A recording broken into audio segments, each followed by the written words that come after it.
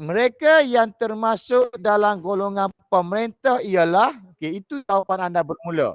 Sebab apa? Sebab dia tidak ada nombor roman. Biasanya soalan kalau nyatakan, dia akan ada nombor roman. Dia akan bagi nombor roman, dia akan nyatakan DUA 2. Okay? 2, mereka yang termasuk dalam golongan pemerintah pada zaman Kesultanan Melayu Melaka. Bermakna, yang ada depan saya pada pagi ni, tolong notekan secara poin-poin, tak apa dah. Secara poin saja. Dan saya sertakan juga di sini di sebelah dia tu, iaitu golongan diperintah. Kenapa? Saya takut dia tanya nombor 1 roman, 2 roman, nyatakan golongan pemerintah, 1 roman, 2 roman, dia letakkan golongan diperintah. Dia letakkan golongan diperintah. Mana golongan diperintah? Kita ada peniaga, petani, tukang nelayan, hamba. Dia letak di sini hamba raja, hamba berhutan dan juga hamba biasa. Jadi kita boleh notekan di sini, kalau cikgu saya letak hamba saja cikgu, tidak ada raja, tidak ada berhutan, tidak ada biasa. Diterima markahnya untuk perkataan hamba saja. Untuk perkataan hamba saja diterima markahnya. Itu antara soalan yang pertama. Dan soalan yang kedua kita tengok. Jelaskan peranan golongan berikut pada zaman Kesultanan Melayu Melaka. Kita ada yang pertama peranan sultan, yang kedua peranan pembesar, yang ketiga peranan rakyat. Ketiga-tiga ni berbeza. Pemerintah sultan, pembesar dan juga rakyat. 3 perkara ni berbeza. Kalau kita tengok yang pertama peranan sultan, peranan sultan ialah menaungi ataupun menjaga keselamatan negeri Baginda. Saya terus buat contoh soalan yang awak kena jawab.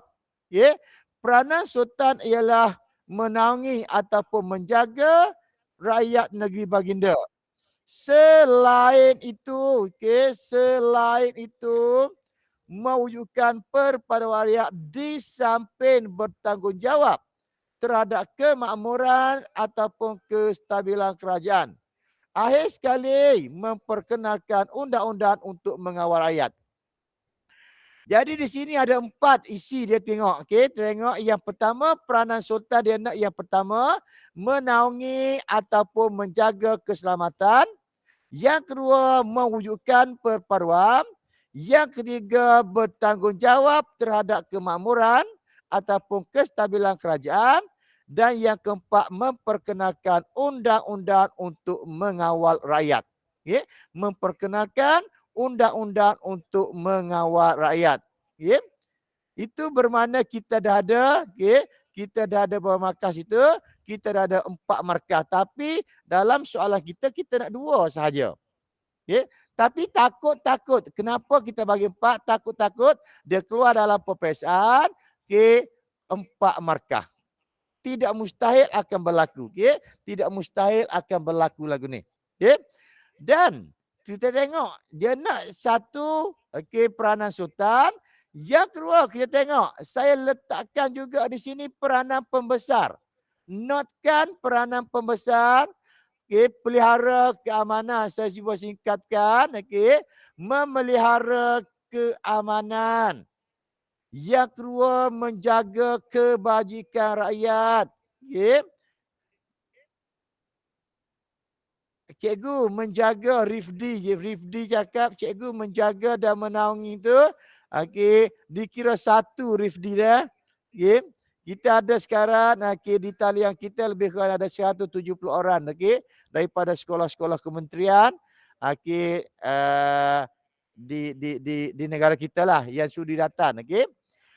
Rifdi kata cikgu menaungi dan menjaga bermakna 1 ataupun 2. 1 Rifdi sebab saya sudah selesaikan atau di situ dah. Dan di sini kita tengok peranan pembesar. Tengok berbezanya antara pembesar dengan sultan. Kalau pembesar kita tengok memelihara keamanan negara. Yang kedua, menjaga kebajikan rakyat. Dan pembesar juga adalah perantara, okey, perantaraan sultan dan rakyat. Pembesar juga mengutip hasil-hasil, okey, hasil-hasil rakyat, okey, melalui sistem serah. Okey, pembesar juga membekalkan tenaga kerja. Okay. Ini dia panggil sistem kerah. Okay. Membekalkan tenaga kerja, dia panggil sistem kerah. Tapi kenapa saya sediakan? Okay. Sebab saya bimbang dia keluar peranan pemerintah. Maknanya peranan pemerintah, awak jawab sultan pun diterima, jawab pembesar pun diterima. Okay. Kalau jawab peranan sultan saja, kalau jawab pembesar memang salah. Okay. Kalau kata pembesar dia tanya, awak jawab peranan sultan memang salah. Sebab kedua ni adalah berbeza-beza. Okay. Kedua-duanya adalah berbeza peranannya. Dan untuk soalan yang ketiga, peranan rakyat. Peranan rakyat yang pertama menunjukkan ketaatan kepada pemerintah, satu. Yang kedua, mematuhi semua arah pemerintah ataupun dengan kata lain, tidak menderhaka. Okay, kerana bimbang ditimpa tulah. Okay. Dan juga di sini rakyat juga peranan dia menjadi tentera dan menghadiri majlis umum seperti gotong royong. Okay. Menjadi pengayuh ataupun pendayung kapal perang. Okay.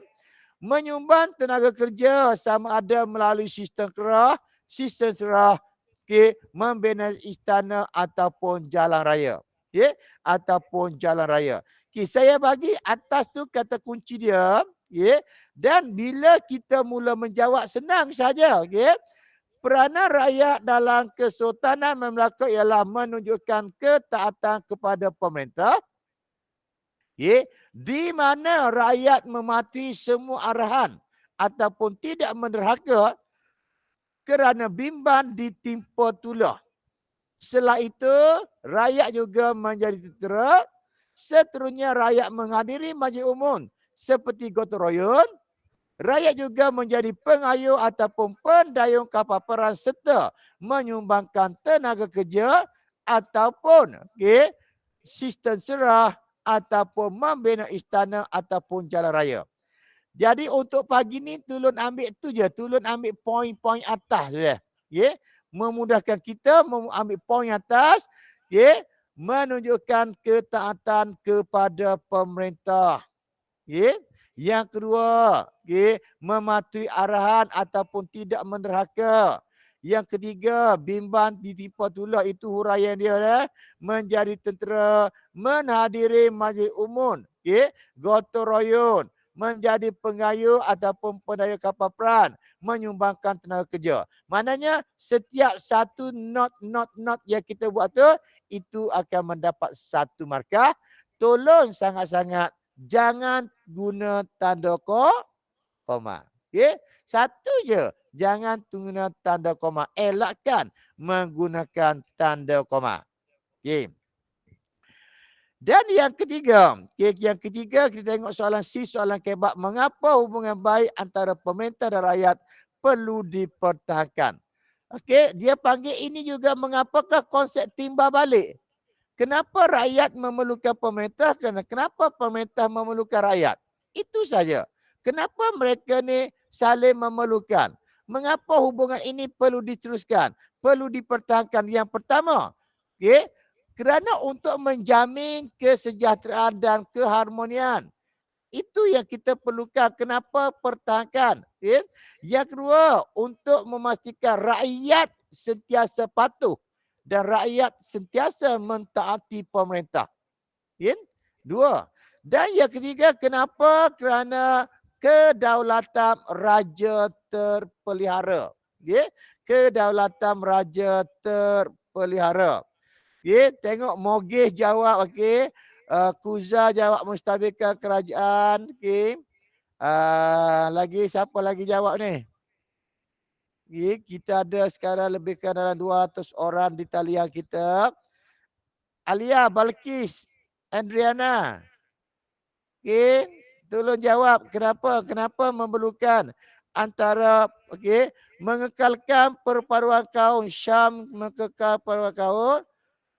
Ramanya Wenit melicikkan urusan pentadbiran, memastikan kestabilan politik semua. Tengok. Dia nak pastikan di sini adalah dalam Kesultanan Melayu Melaka tolong ambil maklum. Dia nak berkaitan dengan Kesultanan Melayu Melaka.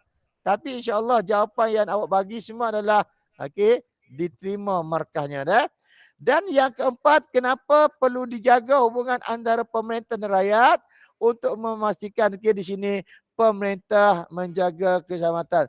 Rifdi silakan. Nak tanya apa Rifdi? Saya jawab ni. Nak cuba jawab. Tak dengar Rifdi. Nak cuba jawab boleh tak cikgu? Rifdi tulis Rifdi. Saya tak dengar. Tak dengar cikgu. Apa tak boleh cakap Adriana kata Wenit dia Acong kata rakyat dapat melakukan, tak faham. Kita teruskan dulu sebab saya sekarang ni bersama dengan student-student saya di depan saya ni. Ramai student-student saya. Jet separuh mengelakkan penindasan mortgage kedaulatan negara dipertahankan. Kita tengok dulu di skrin saya. Saya bersama student saya ramai juga ni. Dan di sini, kenapa kita perlu pertahankan hubungan rakyat dengan pemerintah untuk membangunkan dan memajukan ekonomi negara. Nak membangunkan, nak memajukan ekonomi negara. Rifdi nak cuba jawab tadi cikgu Rifdi. Saya tak dengar Rifdi. Boleh, silakan Rifdi. Hubungan baik antara pemerintah dan rakyat perlu dipertahankan kerana dapat menjamin kestabilan politik. Hal ini dikatakan demikian kerana dengan kestabilan politik dapat mewujudkan negara yang maju dan makmur.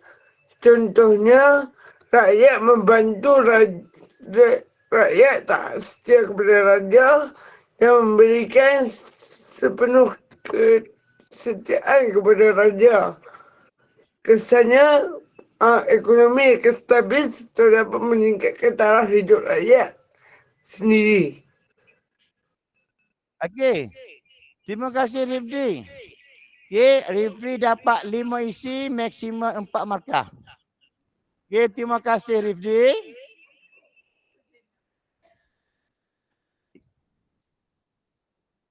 Kita akan teruskan. Ini adalah antara isi-isi kandungan kita. Poin-poin yang ada dan saya akan tunjukkan bagaimana cara dia. Di situ terakhir sekali pemberontakan dapat dielakkan. Ini adalah poin yang pelajar akan tulis apabila tengok saja soalan Boleh? Tengok soalan tu awak pun tanda dulu. Mengapa hubungan ini perlu dipertahankan? Menjamin kesejahteraan, rakyat patuh, kedaulatan pelihara. Lepas tu barulah kita mula menulis. Hubungan baik rakyat dan pemerintah perlu dipertahankan bagi menjamin kesejahteraan ataupun keharmonian negara, di mana rakyat sentiasa taat kepada pemerintah. Seterusnya pemerintah mestilah menjaga keselamatan dan kesejahteraan rakyat supaya pemberontakan dapat dielakkan dan kedaulatan raja terpelihara serta dapat memajukan ataupun membangunkan ekonomi negara dan mana-mana iyat munasabah. Dan mana-mana iyat munasabah. Itu contoh dia. Kita ambil poin dia dulu. Yang penting sekarang, kata kunci dia, mengapa hubungan baik antara pemerintah dan rakyat perlu dikekalkan. Mengapa pemerintah rakyat perlu dikekalkan. Ada soalan apa-apa? Ada soalan apa? Tak, betul ni. Ada soalan ke? Sebab kita nak masuk kepada bab yang ke-8. Bab 8 kita tengok seterusnya berkaitan dengan pilihan raya. berkaitan dengan pilihan raya untuk makluman pelajar kalau ikut analisis sikit. Ikut analisis yang ada di tangan saya lah ni dan apa yang telah saya buat berkaitan analisis ini. Bab 8 kita tengok berkaitan dengan pilihan raya. Bab 8 pilihan raya sekali baru keluar dalam kuasa iaitu sidang 2 2021. Ya. Jadi hari ini kita nak tengok kajian khusus berkaitan dengan pilihan raya. Saya ada bagi 4 soalan berkaitan dengan pilihan raya. Yang pertama, maksud pilihan raya boleh rujuk muka surat 196. Maksud pilihan raya yang pertama, asas kepada berkerajaan sendiri. Tolong notkan. Apa yang awak faham tentang pilihan raya? Yang pertama, asas berkerajaan sendiri. Rakyat memilih wakil ataupun parti yang akan membentuk kerajaan. Yang ketiga, ini merupakan satu pengamalan ataupun sistem pengamalan sistem demokrasi sesebuah negara juga merintis ke arah kemerdekaan ataupun ke arah berkerajaan sendiri. Ingat, pilihan raya popular. Pilihan raya popular. Amir Zawani kata pilihan raya merupakan, tak sempat nak baca Azmir. Tak sempat nak baca Azmir. Dan kita tengok untuk pilihan raya kenapa saya kata penting. Kalau tengok yang keluarkan soalan, cikgu boleh tak letak contoh peristiwa dalam soalan ini. Contohnya macam mana peristiwa tu? Contohnya pilihan raya MPP 1955 ataupun pilihan raya Majlis Perundangan.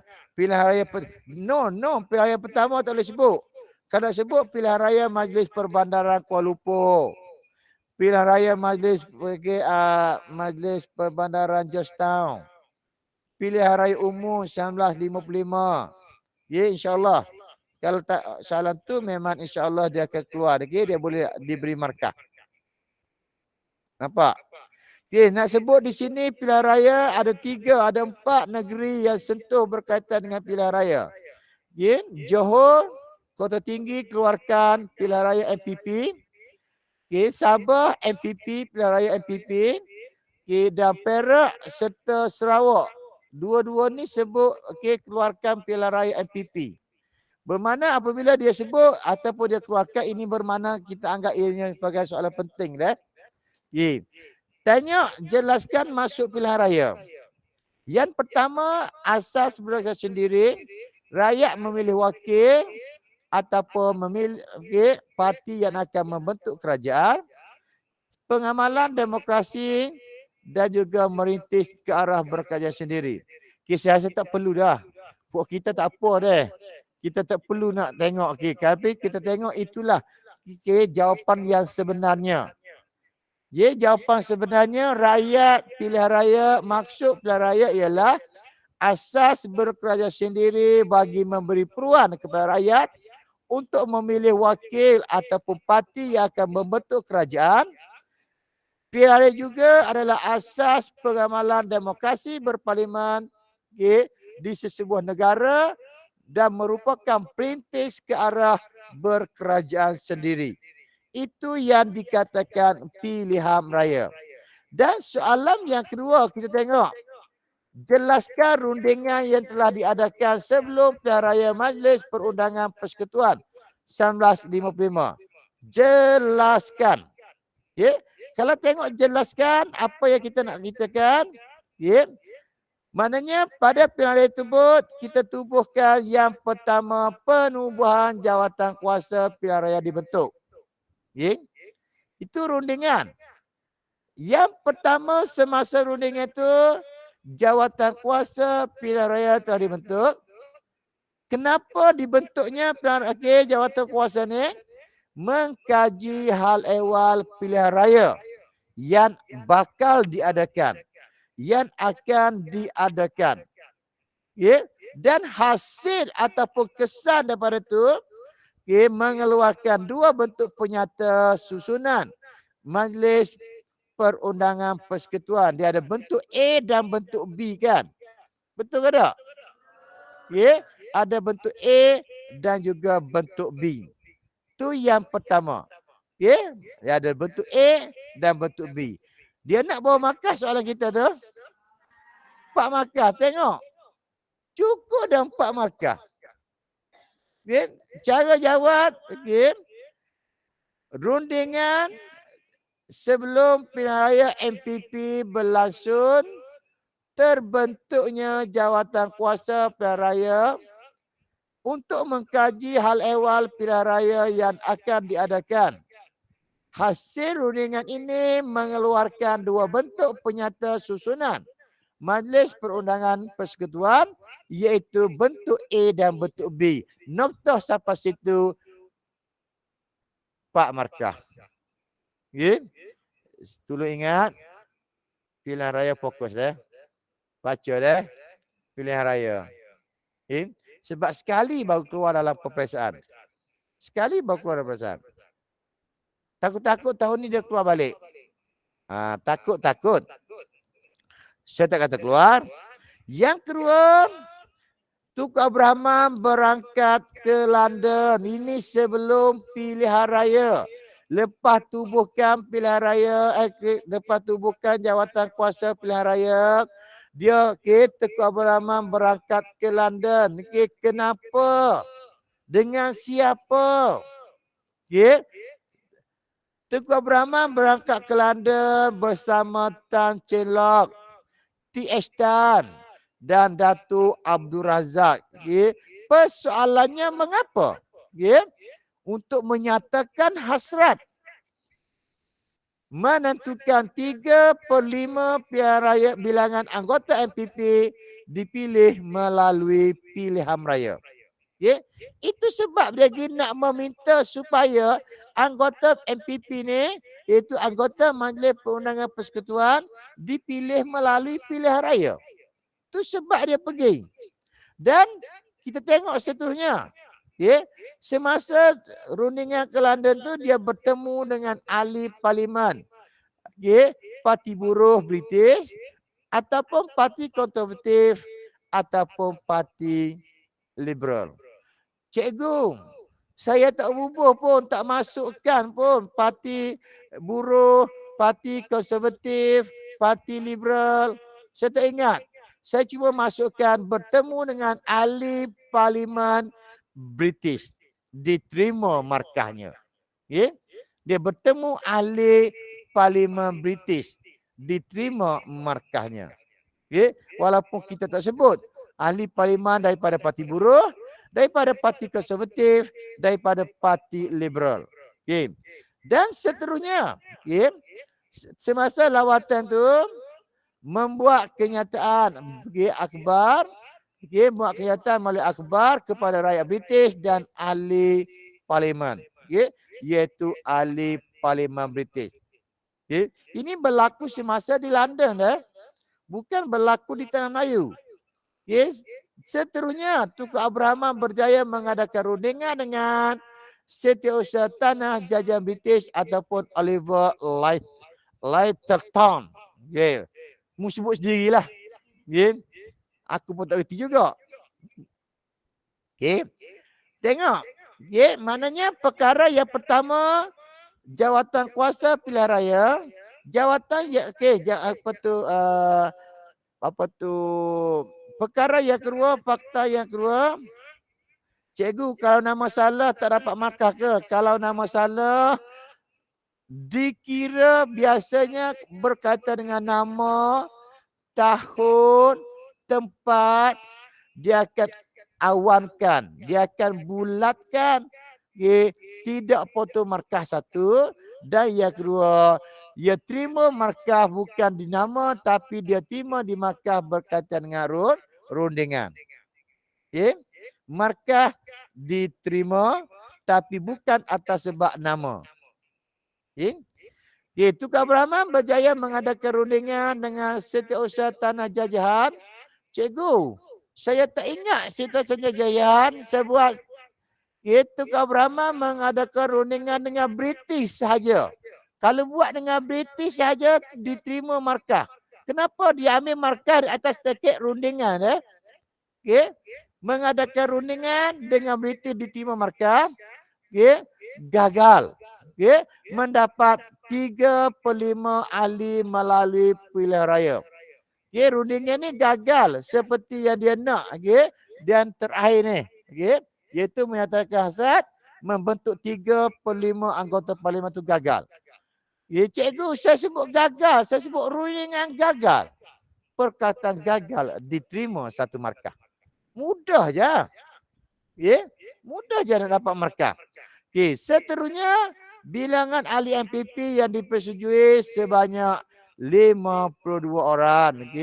Dan di sini dia kata dipersetujui pihak British dan Parti Perikatan. Disetujui oleh pihak British dan juga Parti Perikatan. Kita ambil ringkas sahaja. Awak ingat 3 perkara rundingan yang diadakan sebelum pilihan raya.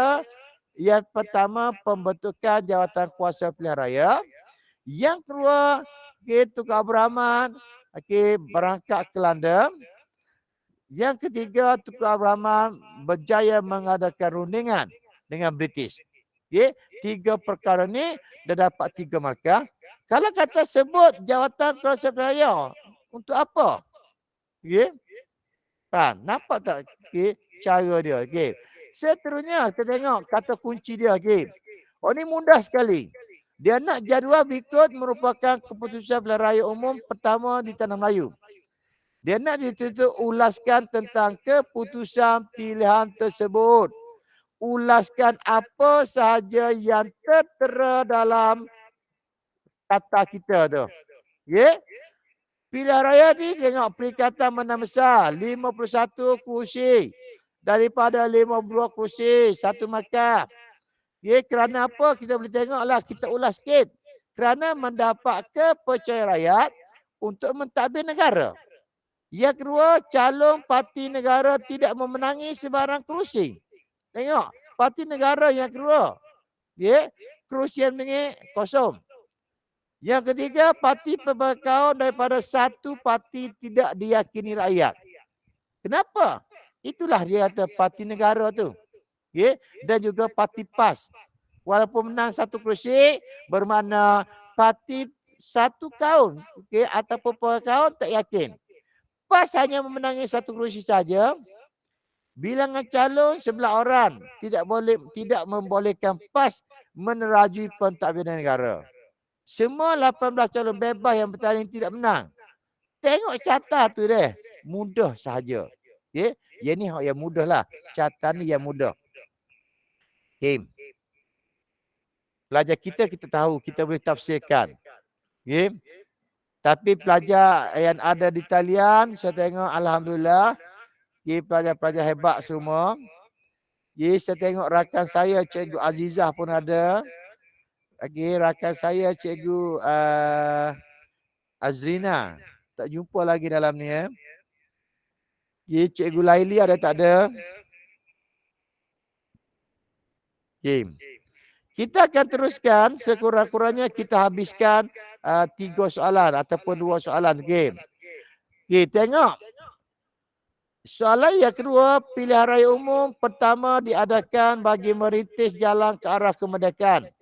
Oleh itu, Raja Melayu mengadakan pilihan raya bagi memilih anggota Majlis Perundangan Persekutuan ataupun MPP. Tak ganggu ke ni bunyi? Tak ganggu ke? Bunyi tak? Tak apalah. Kalau tak ganggu kita tak ada masalah. Seterusnya kita tengok dia nak nyatakan. Nyatakan syarat untuk menjadi calon. Yang pertama untuk jadi calon. Yang pertama mestilah warga negara Persekutuan Tanah Melayu. Yang kedua, mestilah berumur 21 tahun dan ke atas. Dan yang ketiga, telah tinggal dalam ataupun di Persekutuan Tanah Melayu dalam tempoh 12 bulan sebelum hari penamaan calon. Yang terakhir sekali, berpengetahuan dalam bahasa Inggeris dan bahasa Melayu. Ini bagi calon dan bagi pengundi. Ya.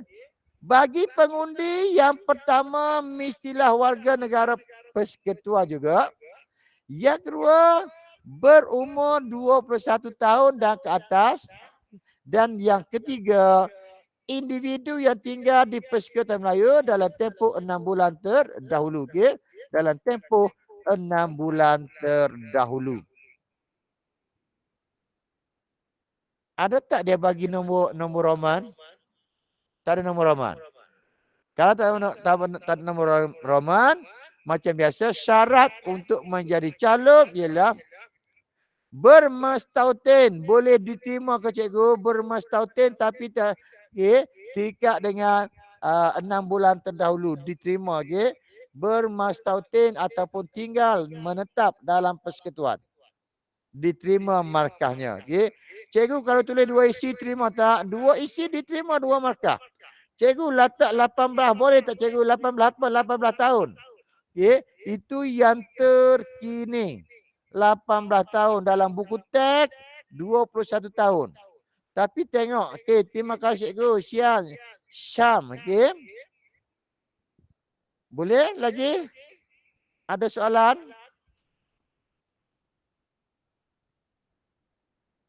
Okay.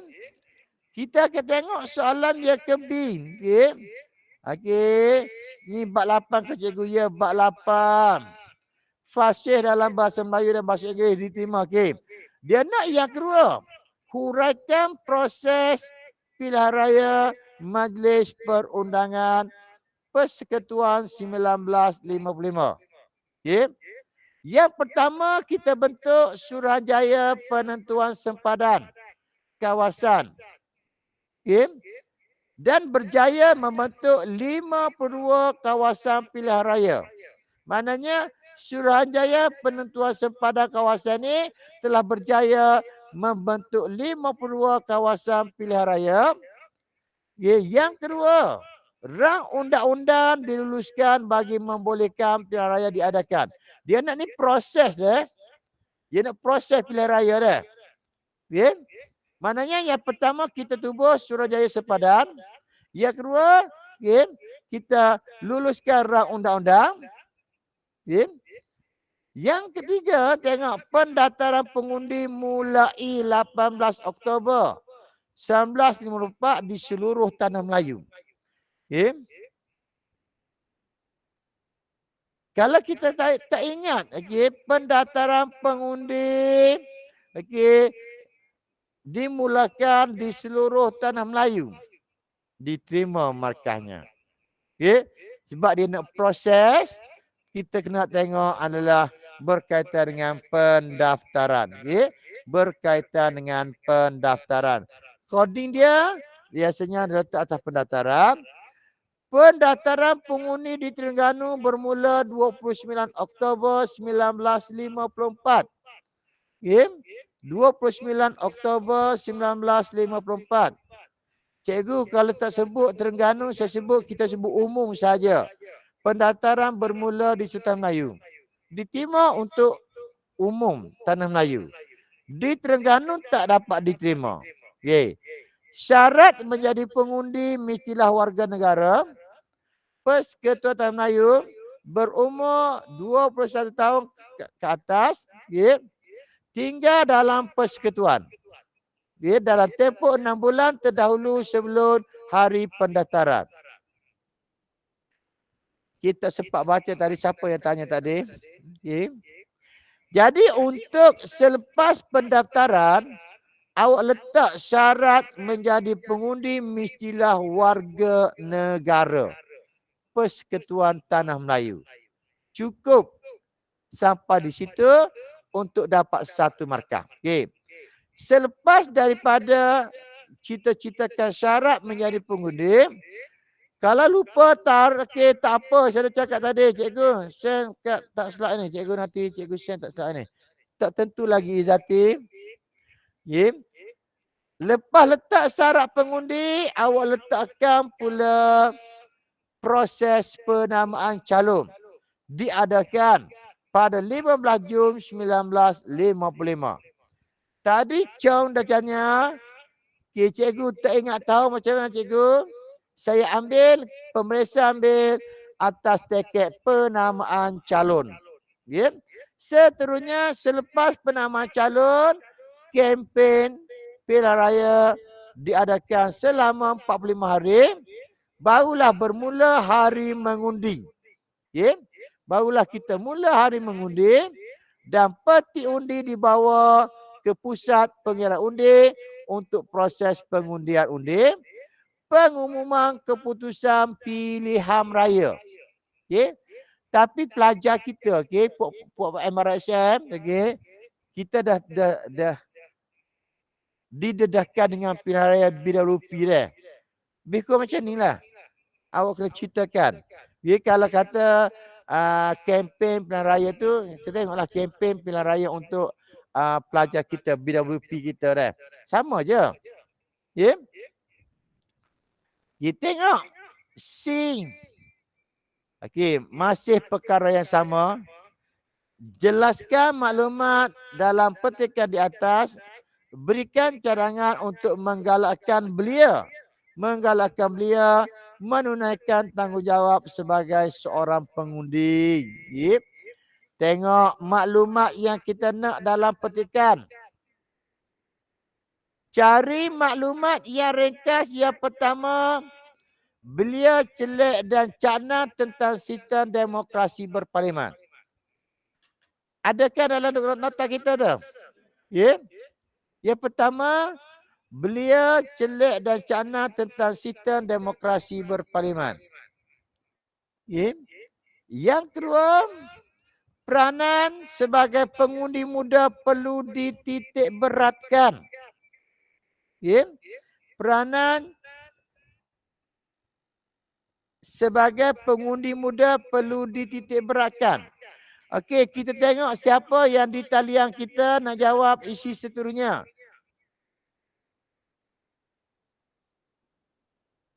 Adriana Muhammad. Okey, Cikgu Azrina dah sampai. Cikgu Azrina bukan dah sampai, dah masuk. Warga negara yang bertanggungjawab, Nishin kata warga negara bertanggungjawab. Umar kata meningkatkan jati diri. Ya. Lagi. Arif kata pengundi 18 tahun. Fatihah kata tanggungjawab rakyat untuk memilih pemimpin. Okey, ada dari tadi lagi Azrina, Cikgu Azrina. Okey. Cikgu cuba share yang proses tadi terlepas nak snack, okey? Okey. Okey, kita under balik ada rakan kita, okey. Okey, tengok snap. Bijak memilih pemimpin. Okey, dah melahirkan pemimpin berwibawa. Okey, tengok, okey. Yang pertama, yang kedua tadi. Yang ketiga, kepentingan meningkatkan jati diri. Tadi siapa dah sebut? Alhamdulillah, jati diri betul. Untuk menjadi warga negara yang bertanggungjawab. Ya. Yang keempat, peranan golongan belia memainkan peranan dalam pembentukan kerajaan. Okay. Acong kata, golongan muda bersedia memilih pemimpin. Tengok, kita nak tengok apa yang berada di skrin. Okay. Ada dalam statement kita, saya dah hantar semua dah. Okay. Seterusnya memilih pemimpin selaras dengan pelaksanaan pindaan perlembagaan. Okay. Cadangan untuk menggalakkan belia mengundi, saya tak nak terangkan. Saya nak suruh pelajar dulu tulis. Okay. Apakah cadangan untuk menggalakkan belia mengundi? Mengadakan kempen. Okey. Mengadakan kempen lagi.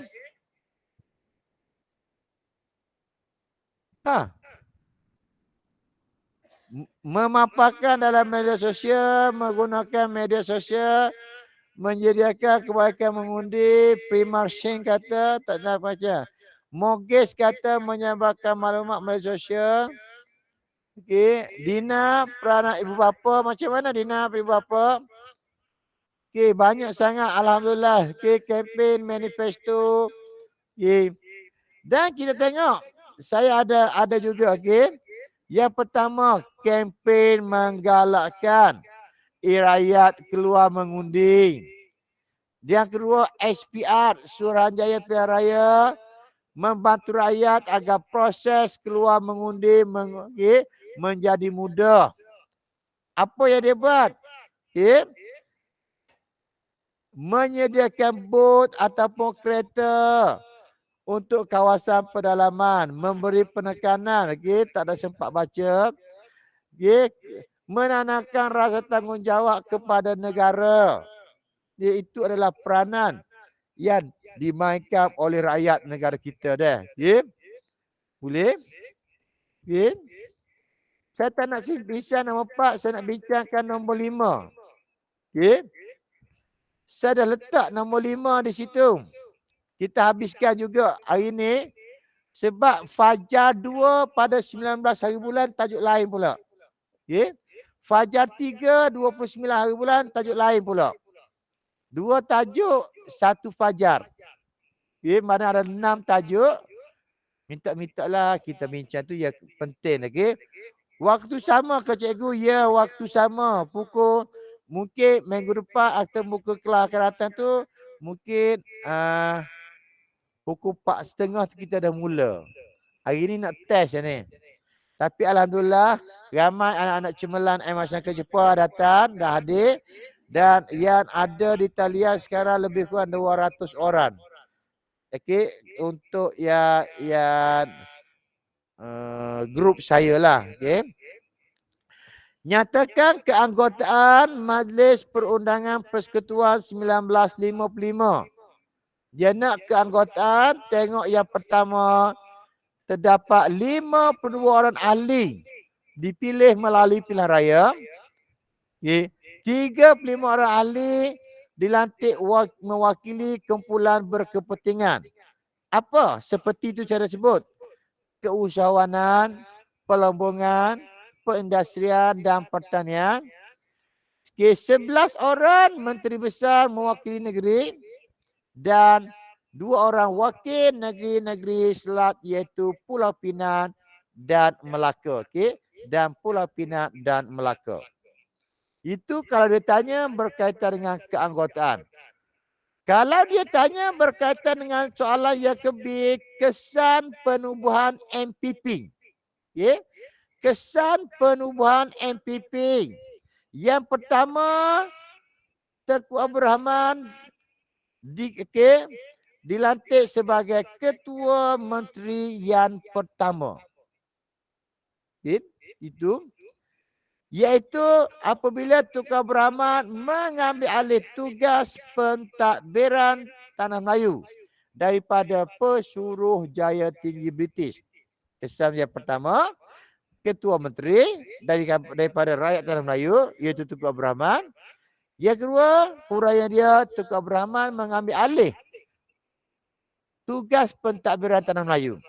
Cikgu mengambil alih saja cikgu. Saya tak sebut Pesuruhjaya Tinggi British. Diterima dah mengambil alih pentadbiran. Okay.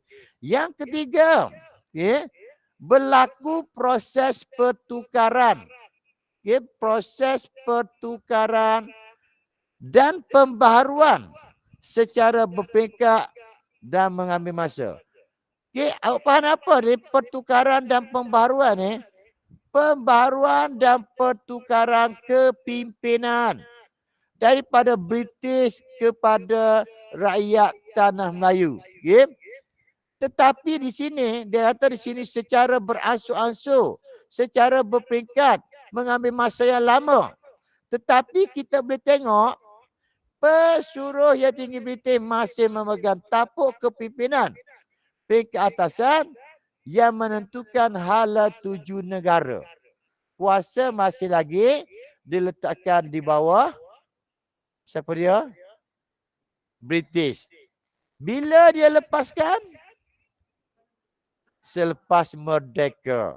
1957 barulah dia bagi. Okey, itu pun bukan sepenuhnya. Ya, cuma dia kata bebas daripada penjajahan. Ya, bebas daripada penjajahan. Ya. Ketua pegawai BT berasu-asu dipindahkan kepada rakyat tempatan. Ya. Mana kuasa rakyat British mula dipindahkan kepada rakyat tempatan. Tetapi masih terdapat pegawai British yang berperanan sebagai penyelia ataupun penasihat dalam bidang keselamatan. Masih ada lagi pegawai British. Bermakna penyerahan bukan secara mutlak. Ya? Kesannya di sini sistem ahli dimasukkan. Ya? Keanggotaan PP menyaksikan perkembangan penting amalan pentadbiran demokrasi di negara kita. Keadaan ini menggambarkan kejayaan kerajaan persekutuan yang dibentuk dan dipimpin oleh rakyat tempatan, MPP. Ahli MPP dipilih oleh rakyat. Ahli MPP dipilih oleh rakyat. Ahli MPP dipilih rakyat. Tengok kesan dia. Yang pertama, kuasa pentadbiran di tangan orang Melayu. Siapa dia? Tengku Abdul Rahman. Berlaku yang kedua, perubahan pucuk pimpinan ataupun perubahan dalam pentadbiran ataupun pembaharuan. Yang ketiga, walaupun kita kata berlaku ataupun Tengku Abdul Rahman dilantik sebagai ketua menteri, tapi kuasa peringkat atasan masih lagi dipegang oleh pegawai British. Dan seterusnya kita tengok, wah, ramai macam ni, bangun pagi lagi. Wah, bagus bangun macam ni. Terangkan kepentingan perubahan Perundangan Persekutuan 1955. Kepentingan MPP. Yang pertama, amalan demokrasi di negara kita. Kepentingannya di sini negara kita mengamalkan sistem pentadbiran demokrasi. Kepentingan ataupun kebaikan kita boleh letakkan yang kedua, rakyat yang menentukan hala tuju negara. Dan yang ketiga, memastikan kerajaan yang dipilih adalah pilihan rakyat. Yang keempat berkaitan dengan undang-undang digubal oleh orang tempatan dan sistem politik bersifat matang di negara kita. Pentadbiran bercorak tempatan dilaksanakan, diteruskan, dan kerajaan yang dipilih dapat memaukan negara. Rakyat tempatan memainkan peranan penting dalam pentadbiran. Mana-mana yang munasabah, kita tengok berkaitan dengan politik, ekonomi dan sosial. Memajukan ekonomi negara. Meningkatkan imej negara. Semua boleh tu. Ada apa-apa soalan?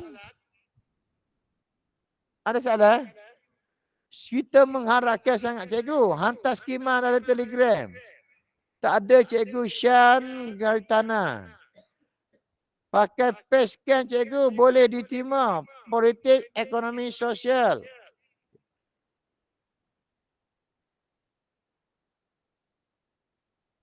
Kita azan subuh pukul berapa?